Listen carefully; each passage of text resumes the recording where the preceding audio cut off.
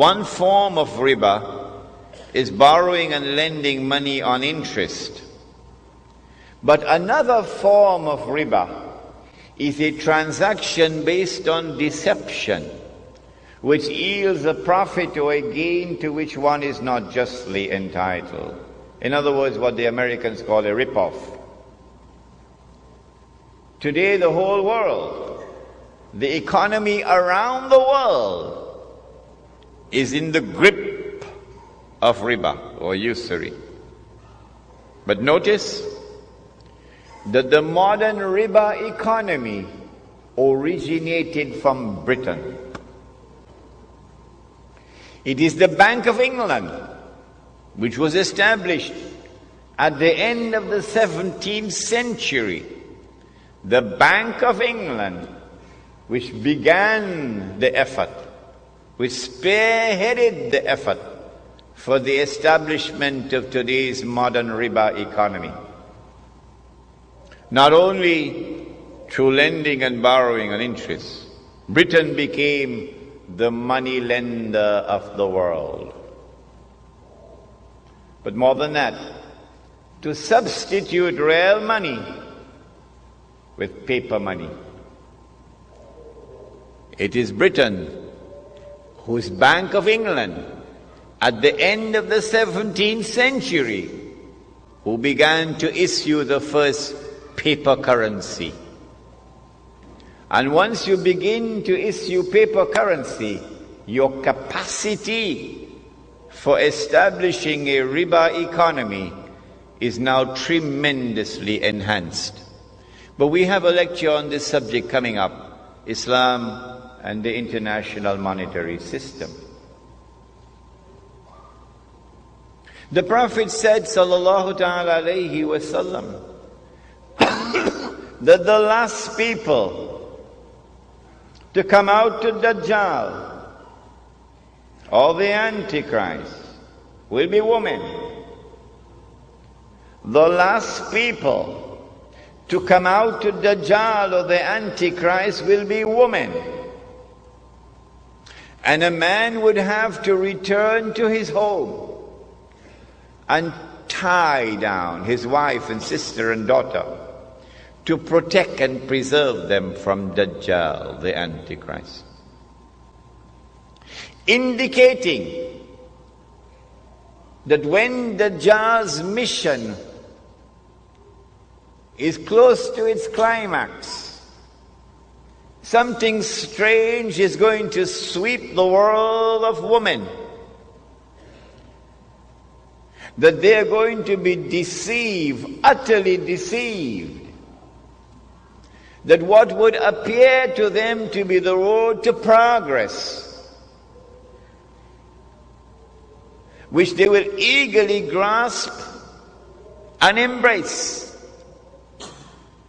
what would appear to them to be a revolution in the world of women, the likes of which mankind never witnessed before, would in fact be Dajjal's deception.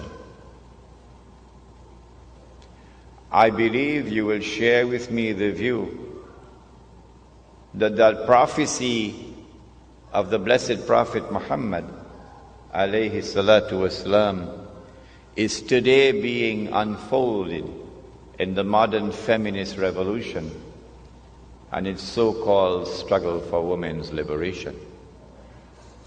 That also is a topic which is coming up in our series of lectures.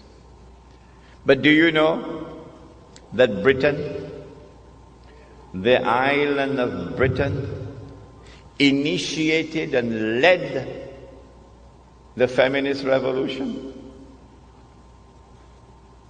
I present all of this information to you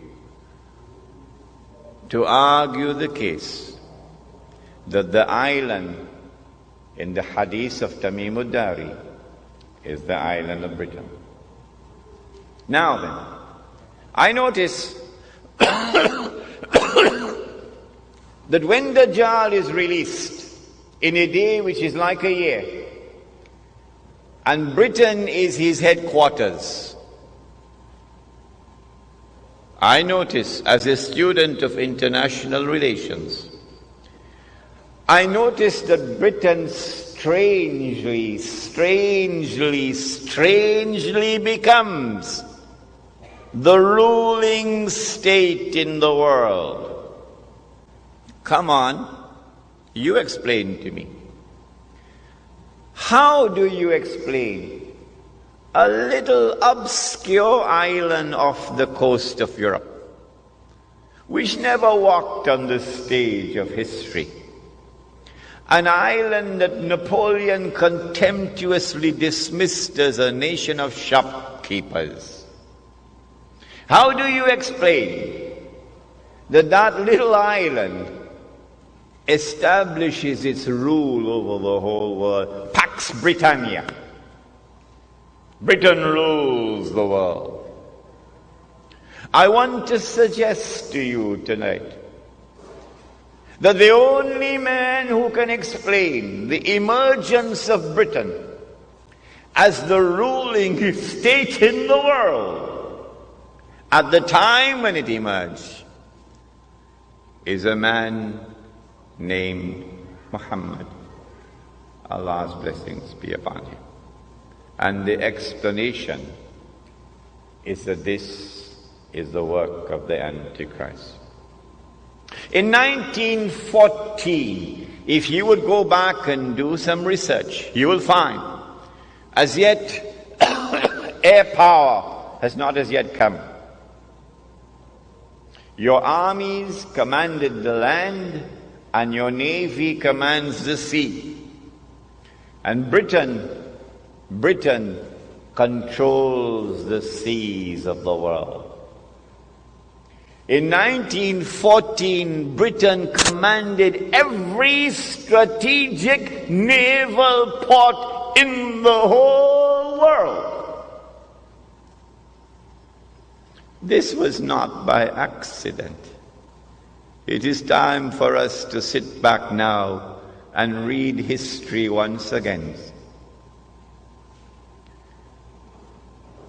It is because Britain was poised at that moment, commanding the seas around the world, and the Zionist movement had accumulated this vast chest of money through the diamond mines of South Africa, that in the summer of 1914 they were ready to strike with an act of terrorism. An act of terrorism which changed the world. I want to suggest to you that the authors of that act of terrorism in the summer of 1914, through which the Archduke Franz Ferdinand was assassinated in Sarajevo, are the same authors who planned and executed the September 11 attack on America. There are those who will not be convinced. They will say, no, CNN does not lie. The American government does not tell any lies. No, they said that it is Arabs and Muslims who attacked America on September the 11th, and we are convinced that they are speaking the truth. But guess what? One day we stand in another court.